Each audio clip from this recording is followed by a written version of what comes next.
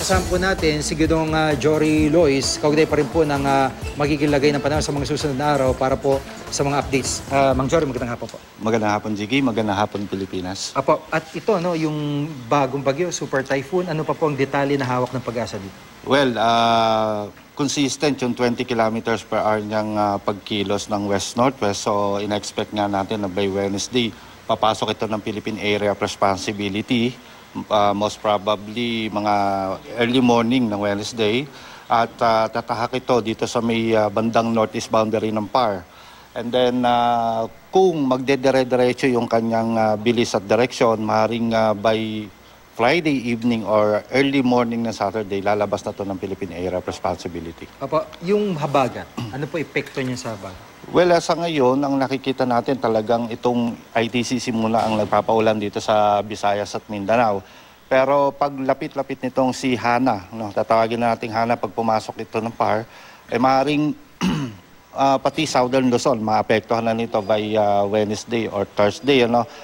And then by Thursday naman, magsisimula na po yung mga cloudy skies dito sa Metro Manila, mga light rains. Tapos pagdating ng Friday, doon natin talaga ma-experience yung mga malalakas na pag-ulan. Magko-continue ito hanggang weekend. Apo, yung mga pag-ulan na ito ay buong Pilipinas po, Luzon, Visayas, Mindanao? Well, ang nakikita namin, hindi pa aabot doon sa bandang Central at Northern Luzon. So sa ngayon, yung pa lang yung nakikita namin, yung hanggang Metro Manila pa lang. So, gano'n naman yung nangyayari pagka yung track ng bagyo ay papunta dun sa bandang northern part ng Taiwan. Sa huli, ang Northern Luzon at Extreme Northern Luzon ang umuulan. Opo, at ano po ang, syempre yung mga, mangingisda, bawal pumalaot? Well, sa ngayon, okay pa naman yung yung pag-alon doon. So, hindi pa tayo nag-i-issue ng gale warning.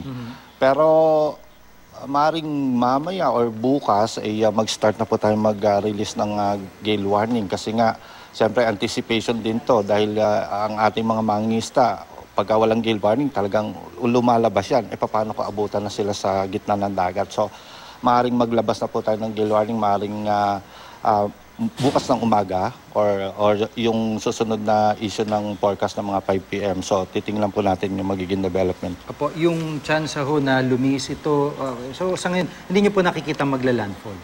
Definitely, hindi natin nakikitang magla-landfall. Alam niyo na, pagka malakas yung bagyo, behave yan eh. Yung kanyang tinatrack na direction, halos dire-diretso. Kung magkaroon man ng kumbaga changes, konti lang. Doon sa ating forecast track. Pero siyempre, i-monitor din natin. Just in case na medyo liliko siya, i-abiso kagad natin ating mga kababayan para makapaghanda. Pero sa ngayon, hindi po natin nakikita talaga o maliit yung chance para mag-landfall siya. Apo, bilang Pangulo po, ano po ang paalala niyo sa mga kababayan natin na pwede maapektuhan po ng mga pag-ulan na ito dadali ng bagyo? Hindi pa nga po dumadating yung bagyo. Talagang nararanasan na ng ating mga kababayan, mga kapuso dyan sa Visayas at Mindanao. So, lalo-lalo na dun sa ating mga kababayan na nakatira sa may gilid ng kabundukan, talagang prone na sila sa landslides. Lalo pa po na pagka pumasok itong si Hana dito sa Philippine Area of Responsibility, magdadagdag pa ito ng mga pag-ulan dulot ng habagat. So, asahan talaga yung mga malalakas na pag-ulan dyan sa areas na yan. At yun namang Mindanao ay inaasahan namang unti-unti nang uunlad o gaganda yung weather niya by Saturday and Sunday. So, pataas na yung axis ng maximum rain yun. Ang tawag ko rin papunta sa Southern Luzon and even Metro Manila. Maraming salamat po sa pagkakataon sa Ginoong Jory Lois, weather forecaster po ng Pag-asa.